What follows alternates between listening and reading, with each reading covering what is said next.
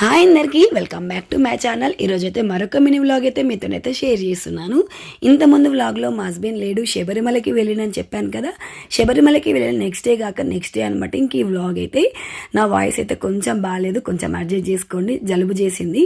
ఇంకా నేనైతే బయటకైతే వచ్చేసి వాకిలి ఊడ్చి ఇంకా పేడ కలర్ వేసేసి ఇంకా గేటు ముందు జాజుతోని మంచిగా అలికేసి ఇలా గీతల ముగ్గు అయితే పెట్టేశాను. ఇంకా మా హస్బెండ్ ఇంట్లో లేకపోతే అసలు ఎన్ని పనులు, పిల్లలు చూసుకోవడం, ఇంట్లో పనులు, బయట పనులు, ఇంకా పొలం దగ్గర పనులు అన్నీ మెయింటైన్ చేసుకోవడం మాత్రం చాలా కష్టం.